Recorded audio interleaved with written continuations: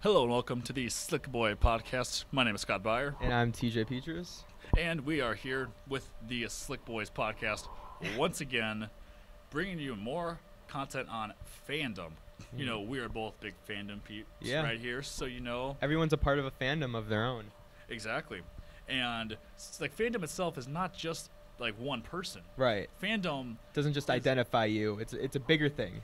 Yeah, it's bigger. Like it is just overall as a whole world. Sorry, I'm having trouble with my words right now, but essentially it's a big part of society, not just our own lives. It shapes and defines society. Yeah, and popular culture too. Exactly. Like, and it's not just, you know, by feelings, by emotions, but even like merchandise-wise, money-wise, economically, it has a huge impact. Definitely. Like their merchandise is such a big part of fandom. You have to collect all the action figures. You got to buy all the DVD sets. I know that's a really big one. Buying DVD sets. I'm guilty of this. I've bought toys. I've bought multiple kinds of DVD sets of the same movie just because it's a new released edited edition or whatever. Remastered, even though they just tweaked a few things. Yeah, remastered is always a scary word. You never know what they're gonna do next. But I want to go into that, like the economically part. I know George Lucas, why he got a lot of criticism for the prequels as well is because he did it mainly for the merchandise sales. He made more money off the merchandise than the actual movies, I believe. Oh yeah, without a doubt. I would have to definitely like source that information, but I'm pretty sure I've heard that before. I've also heard that like he put in Jar Binks not just for like comedic effect, but also like to appeal to the kids so they would buy more toys, and basically just like he would market everything about Star Wars really well, and it just became more than like a movie. It became he became a marketing genius. It became like economically, it was just like, I don't know, it made a lot of money just merchandise alone. Yeah. Do you think he was successful in like implementing Jar Binks like into Star Wars? Into the actual movie, no, but from a marketing and merchandise perspective, yes. I believe. I mean, a lot of like the original fans, the diehard Star Wars fans, you know, they grew up as kids watching the Star Wars movies, which is why they didn't like Jar Binks, because he made fart jokes and he was like, he appealed more to the kids' humor. But the thing is with the prequels is just like the diehard fans, when they grew up watching it as kids, a lot of kids did the same watching the prequels too, like me, and that's why I liked the prequels for the longest time until I actually got older and could understand that they weren't really that great of movies. But yeah, I know when I was a kid, I loved Jar Binks, and I bought all the Star Wars toys, and I had, you know, like toys of him, and like he was in the Lego Star Wars games and everything. I love those. Yeah. Those were amazing. I know Jar was. They even give him like special benefits, like in the Lego Star Wars series. Right. I believe he could jump higher than the rest of the characters. He could. So, like, they gave him like special treatment even in the video games, just to like appeal to the younger audience. Yeah. And I can tell they really just wanted to push him as hard as they could to make sure they get the widest audience as possible, even if it angered some of like the more veteran fans. And going back to the economic thing, is theme parks alone is a huge success for the fandom and a popular culture. Like, then they now have Star Wars Land, a part of like Universal Studios or Disneyland or something. Like I went there. Did you really? I think I did a couple of years ago. Wow. Like they have Star Wars battles in the streets. Like it is crazy. They have actors that will play like Darth Vader, and they will sit on the stage as if they're like in a theater or whatever, and just mock battle each other. And it's really cool to see, but at the same time, you know that all that is, I mean, I guess there's probably some love in there for the actors. They gotta love Star Wars to be able to mimic it to that extent. But at the same time, it's gotta be a huge cash grab like that. Definitely. Kids like that, I mean, they will, if they're in Disney themselves, they already have like probably a decent amount of money at least. Yeah.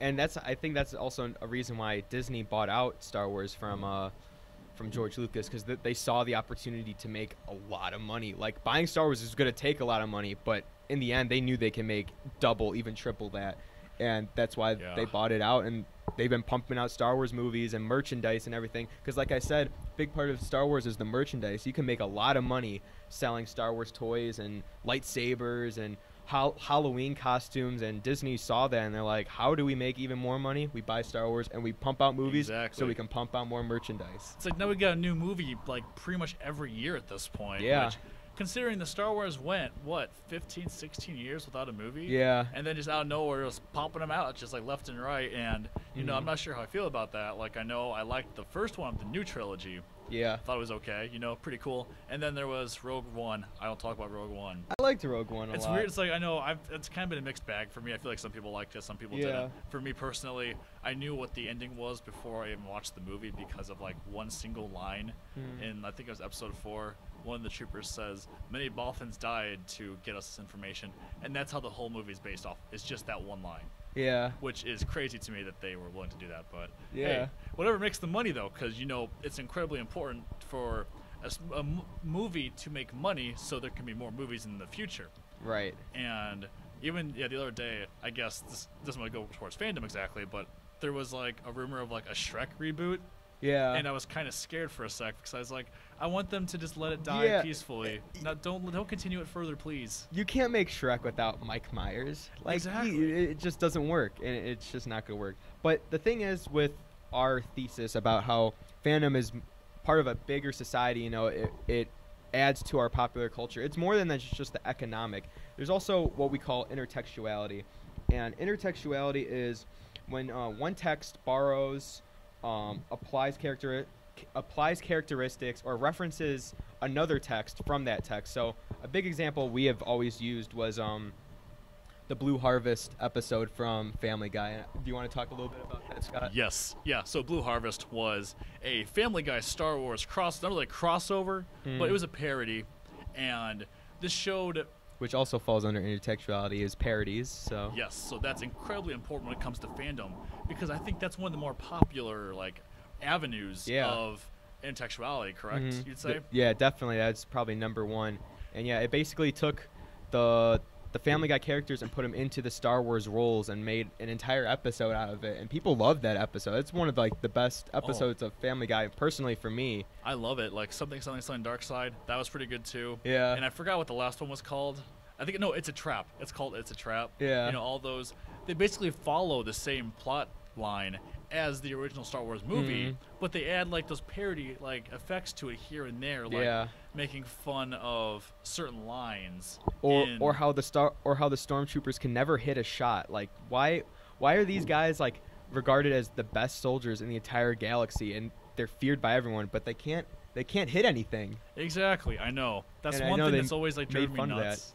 And I'm pretty sure they, like, have a blind stormtrooper or something like that like, hits better than they do or something. Yeah. I'm pretty sure there's something like that somewhere. I feel like it, but yeah, you know, parody is incredibly important. And there's also not just, like, this direct sampling of, like, work. There's also, I believe there is a popular avenue as well for parody that involves taking little bits and pieces of, like, others' work. Creative appropriation? Yes, creative appropriation. They use a lot of that in hip-hop music, aka sampling. Yeah. That's also another use of intertextuality. Oh, yeah, you see it in hip-hop music all the time, and this relates not just to, like, movies and, like, that text, but, like, music and stuff like that. Like, it relates to intertextuality, and creative appropriation applies to all the text we see in media.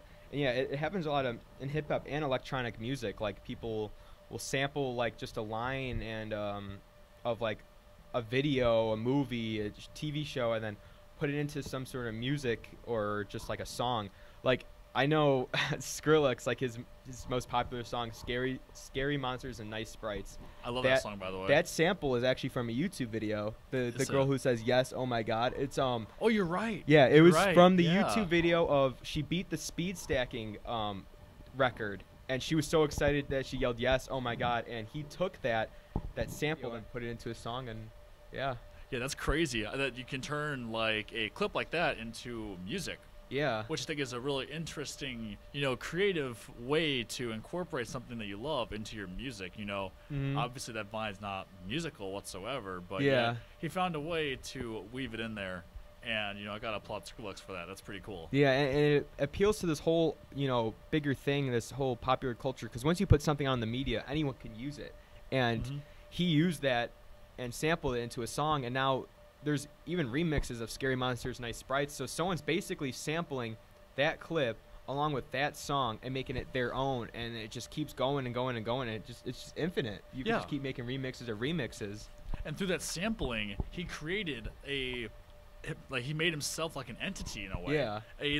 and this kind of relates back more to the economical things. Like, he's able to make a living off of all of this music, and like some of it's like not even his. It's just like sampling from something else and creating this whole profile. But the thing is, it's fair use, so he's making it his own unique thing, and that's what makes fandom a cool part of like this whole popular culture. You know, like we can take something we love and create it and make it our own. And going back to what you said about the economic thing is, you know, like fandom is huge, especially for economic growth. You know, like NWA, the most infamous rap group of the 1990s. You know, they put Compton, California on the map. They really did, yeah. It's crazy.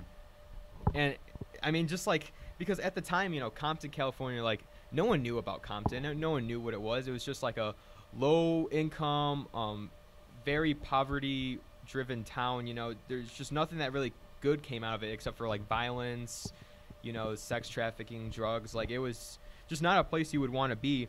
But then all of a sudden this group came out and, you know, gained fame and success in the public eye, and all of a sudden Compton and all of the city's struggles that they faced gained recognition, and everyone knew what Compton was. Everyone like knew, like, oh, if you were from Compton, like, you're a thug, like, you made it out. But like before, it was just nothing, and then all of a sudden, you know, it was put on the map, as they say. They put Compton on the map. Yeah, and from all this stemmed movie, like Straight Outta Compton. A movie, you know, a big, like, it was a really like well acclaimed movie. Yeah, it's really good. Have you ever seen it? I actually have not seen it. I would recommend checking it out. It's a great movie. Yeah, and you know, this kind of ties back to like all the movies and stuff, like, you know, just Marvel and stuff like that. You know, all of those are really big money makers. Yeah, and they're tied to media. They're tied to this fandom that people want to see more of, like their famous characters. You know, Superman. Spider-Man's a pretty big one. Yeah, there's a lot of Spider-Mans out there. Definitely made a lot of movies about that, but yeah, it just goes to show that, you know, it can affect us economically. And also now switching over to like self-reflexive reference, you know, that's really, like, in simpler terms, breaking the fourth wall, and we see this a lot in Deadpool. Exactly. Yeah, Deadpool is a very big one when it comes to breaking the fourth wall. That's literally the entire movie is just him breaking the fourth wall. And it adds that new dynamic to kind of tie in with the audience. And it's really cool. And, like, you know, it makes them want to go back and watch it again. You know, it's just, that's what it's all about, is making the audience want to watch it again. Yeah. To buy more tickets, you know, buy the DVD sets. You know, it all just kind of comes all in one big circle. Kind of comes full circle. And what I also like that they did in that is basically Ryan Reynolds, he was Green Lantern in the Green Lantern standalone film few years ago. Terrible movie. I never saw it personally, but I just know it had terrible reviews and stuff. And basically in Deadpool 2 at the end, he went, like, Deadpool, played by Ryan Reynolds, went back in time to kill Ryan Reynolds before he starred in Green Lantern, just to kind of make fun of that and kind of just, like, make fun of that fandom. And yeah, I don't really know what else to say about that. It just kind of shows intertextuality there too. Yeah, he's sampling from one of his previous works. Yeah. And he's making fun of it. And he's tying in with the audience to really kind of create more of a bond with them. Yeah. Because really business is about creating bonds. Yeah. It's about creating bonds with your customers, because in turn they'll want to buy more stuff from you. And that's really the more economical side of things that people don't really think about when it comes to movies. And, like, yeah, you know, they always, like, try to make sequels and stuff like that, and, you know, sometimes the audience doesn't want it, but the market does. Yeah. Get some good money out there. All right, I feel like we've hit on everything we want to talk about. Do you have any last things you want to wrap up? No, really. Fandom, as we've said, it really ties in with our society. It's huge. Not just a single person can be a part of a fandom, but, like, the world has become a part of fandom because of media. Yeah. Like movies, TV shows, merchandise, all that stuff. Everyone buying all this stuff applies to the economy and creates this whole system. And it creates this popular culture that we all know of, that we can take stuff from and reference it into other things, or take it and create it our own, or basically, like, what we put out into the media with all these different media texts, music, movies, TV shows, whatever. Once it goes out, it appeals to everyone's popular culture. You can then, like I said, re-reference it, reappropriate it, make it something new, make merchandise out of it, and market it.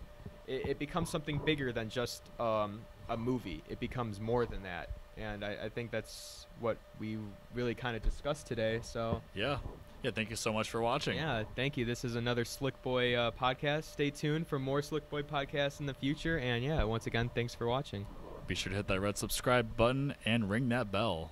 Had to fit that in there. Yeah. There was no way I wasn't going to fit that in there. Awesome. And that one recorded that time. Yay. Damn, not as good as the first one, but...